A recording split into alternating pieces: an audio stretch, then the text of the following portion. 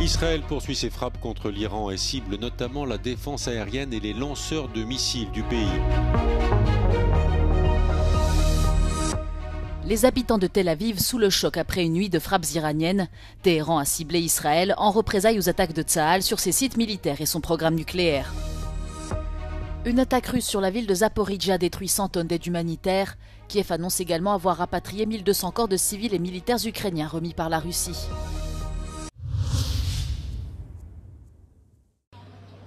La télévision d'État iranienne annonce la mort de 3 autres scientifiques nucléaires dans des frappes israéliennes. Les bombardements de Tsahal ont tué en tout 9 scientifiques du secteur nucléaire iranien. L'armée israélienne poursuit ses frappes et dit cibler notamment les systèmes de défense aérienne et les lanceurs de missiles de l'Iran. L'ayatollah Ali Khamenei prédit qu'Israël finira en ruine. Le ministre israélien de la Défense, Israël Katz, répond au guide suprême en déclarant que si Khamenei continuait de tirer des missiles sur le front intérieur israélien, Téhéran brûlerait. Tsahal dit avoir intercepté la plupart des drones et des missiles iraniens. Les secouristes font néanmoins état de 3 morts et plusieurs dizaines de blessés. Les dégâts sont importants dans la région de Tel Aviv où l'aéroport international David Ben Gourion est fermé. De son côté, l'Iran a fermé tout son espace aérien.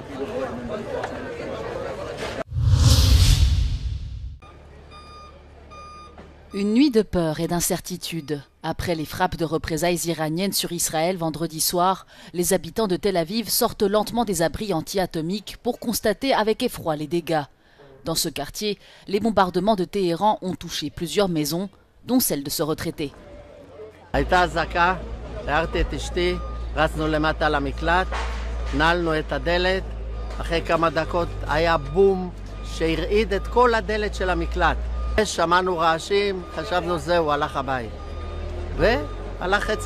פעם ראשונה שקורה דבר כזה בשכונה, סדר גודל כזה מטורף, מתאוששים מזה. David, un autre habitant du quartier touché par l'attaque iranienne pendant la nuit, affirme soutenir l'action militaire d'Israël. שום דבר לא ירתיע אותנו להמשיך במשימה שלנו. De son côté, RS se dit frustré et inquiet. Le Premier ministre israélien Benjamin Netanyahou a affirmé samedi que Tsahal allait de nouveau frapper tous les sites du régime en Iran.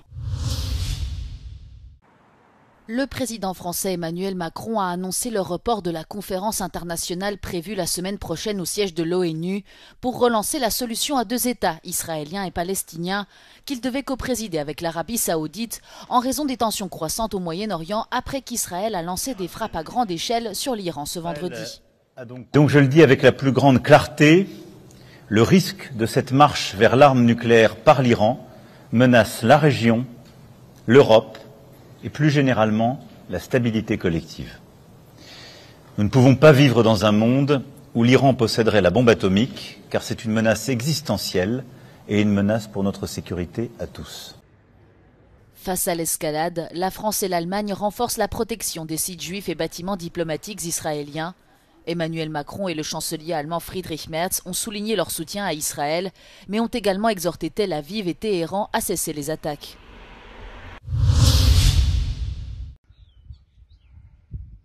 Au moins 3 personnes ont été blessées et 100 tonnes d'aide humanitaire détruites après une attaque de drones russes sur un entrepôt de la ville de Zaporijia, dans le sud-est de l'Ukraine. Cette aide humanitaire devait être acheminée aux personnes déplacées à l'intérieur du pays, ainsi qu'aux habitants des zones proches du front. Les dégâts sont estimés à près de 3 millions de dollars. Des magasins et un immeuble d'habitation ont également été endommagés lors de l'attaque. 2 дні тому ми отримали допомогу 5 фур, приблизно, що здесь було на $3 мільйони. Les régions de Donetsk et Dnipro ont également été ciblées par des drones. 43 ont été neutralisés et 23 abattus. Au même moment, le président ukrainien Volodymyr Zelensky a annoncé que l'offensive russe dans l'oblast de Soumy avait été stoppée. Kiev affirme également avoir rapatrié 1200 corps de civils et militaires ukrainiens remis par la Russie dans le cadre de l'accord conclu à Istanbul il y a quelques semaines.